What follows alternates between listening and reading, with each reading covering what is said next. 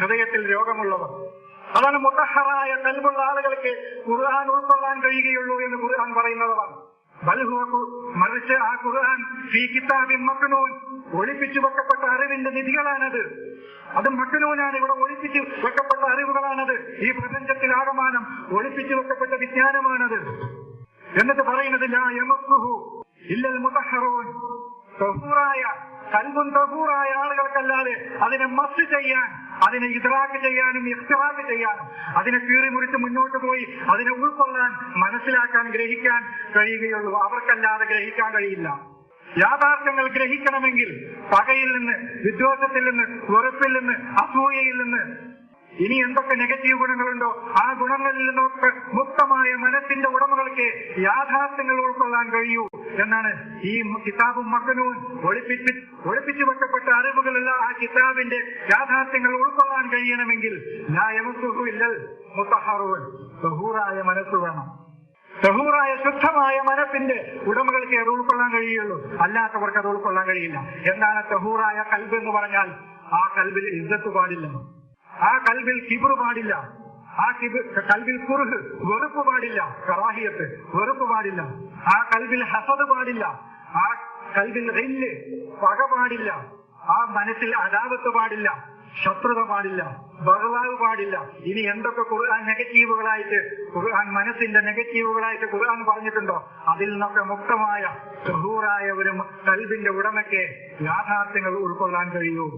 അതാണ് സംസ്കരിക്കപ്പെടണം നമ്മൾ എന്ന് പറയുന്നത്. ഒന്നിനോടും അങ്ങനെ ഞാൻ കഴിഞ്ഞ ആഴ്ചത്തെ 2-3 ദിവസം മുമ്പ് പറയില്ല, എന്റെ ഒരു സഹോദരൻ ഫോൺ ചെയ്തപ്പോൾ നമ്മൾ ഒരാഴ്ച നിങ്ങൾ ഈ നെഗറ്റീവായ ഗുണങ്ങളൊന്നും ഇല്ലാതെ ഒന്ന് ജീവിച്ചു നോക്കും. ഒന്ന് ആരുടെയും കുറ്റം കാണാൻ നടക്കാതെ ഈ നെഗറ്റീവുകളൊന്നും ഇല്ലാതെ നടന്നാൽ ശാന്തമായി നിങ്ങളൊരു ഉറങ്ങാൻ, ഒരു സ്വർഗത്തിൽ എത്തിപ്പെട്ട പോലെയാണ്. ഭൗതികതയോടുള്ള അമിതമായ ഭ്രമമില്ല. ഒന്നിനോടും ആർക്കെങ്കിലും കിട്ടിയ അനുഗ്രഹത്തിൽ അസൂയയില്ല, പകയില്ല. ഭൗതികതയിൽ എനിക്കെന്തെങ്കിലും കിട്ടാത്തതിന്റെ പേരിൽ മനസ്സിൽ വിഷമങ്ങളില്ല. സമ്പൂർണമായി അള്ളാഹുവിൽ ലയിച്ച ഒരു മനസ്സായി മാറിയാൽ നിങ്ങൾക്ക് കിട്ടുന്ന ആ സ്വർഗം. അല്ലാതെ മരിച്ചു പോയിട്ട് എന്ത് കിട്ടുമെന്ന് വിചാരിച്ചിട്ടായിരിക്കണമെന്ന് എനിക്കറിയില്ല. അങ്ങനെയാണ് ഇപ്പൊ നമ്മള് ഇനി ഒരു നല്ല അടിപൊളി ജീവിതം വരാനുണ്ടെന്ന പ്രതീക്ഷയിലാണ്. ഈ ലോകത്തെ ജീവിതം നരകമാക്കുകയാണ്, നാറിൽ തന്നെ കഴിയാണ്, നൂറിൽക്കൊന്നും വരുന്നില്ല. നമ്മൾ പറഞ്ഞല്ലോ നാറൊന്ന് 100ആയി കിട്ടിയെങ്കിൽ എന്ന് പറയുന്നത്. മനുഷ്യന്റെ മനസ്സിന്റെ ഉള്ളിലെ നാറ് അതൊന്ന് 100ആയി വെളിച്ചമായി കിട്ടണമെങ്കിൽ അതന്നെയാണ് അവന്റെ സ്വർഗം. അതിനാണ് അനുഭവിച്ച ആളുകൾക്ക് അറിയുള്ളൂ. അത് മഹാന്മാരായ സൂഫികളൊക്കെ ആണ് അവർ അനുഭവിച്ചത്. അവരുടെ പിന്നാലെ അല്ലെങ്കിൽ അവരുമായിട്ട് സംസാരത്തിലെങ്കിലും ഒന്ന് സഹവസിക്കണം. അതാണ് അഖിയാറുകളോട്, നല്ലവരോട് നിങ്ങൾ സഹവസിക്കുക. നിങ്ങളിൽ നന്മ വരും. ഏതുപോലെ? കാറ്റുപോലെ. അത് നല്ല സുഗന്ധമുള്ള പൂക്കളിലൂടെ അടിച്ചു പോയാൽ, നല്ല ചന്ദനത്തിന്റെ വാസനകളിലൂടെ ആ കാറ്റ് കടന്നുപോയാൽ നമുക്ക് ശ്വസിക്കാൻ കിട്ടുന്ന വാസന നല്ല സുഗന്ധമായിരിക്കും.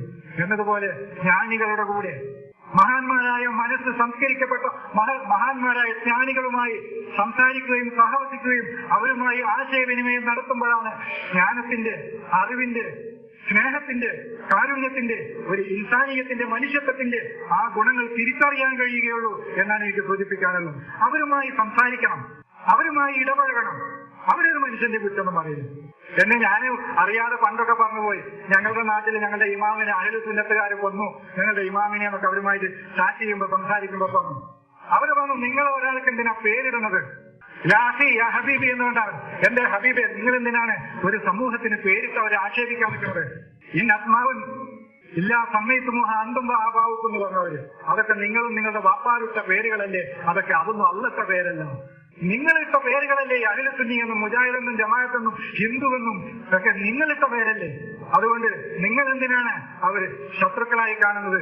അവര് അതിന്റെ മഹത്വം മനസ്സിലായിട്ട് അവര് വധിച്ചു കളഞ്ഞത് അവരെ തന്നെയാണെന്ന് അവർ തിരിച്ചറിഞ്ഞിട്ടില്ല. അവര് പാവങ്ങളാണെന്നാണ് പറഞ്ഞത്. നിങ്ങളുടെ ഉസ്താദിനെ അവർ വധിച്ചു കളഞ്ഞെങ്കിൽ അവര് വധിച്ചത് അവരെ തന്നെയാണെന്ന് തിരിച്ചറിവ് ലഭിക്കാത്ത സാധുക്കളാണവർ. അവര് ഒരു മനുഷ്യനെ വധിച്ചുകൊണ്ട് നാളെ കിട്ടാൻ പോകുന്ന അടിപൊളി ജീവിതത്തെ കുറിച്ചാണ് അവർ സ്വപ്നം കാണുന്നത്. സാധുക്കൾ എന്നാണ് അവർ പറഞ്ഞത്. കുറ്റം പറയേണ്ടതില്ല. അതാണ് ഒരു വ്യക്തികളെ കുറിച്ച് ആക്ഷേപിക്കുന്നത് പോലും ഇത്തരം മഹത്വക്കളായ ജ്ഞാനികളുമായി സംസാരിക്കുമ്പോൾ അവർക്ക് ഇഷ്ടമില്ല, അവർക്കിഷ്ടമല്ല.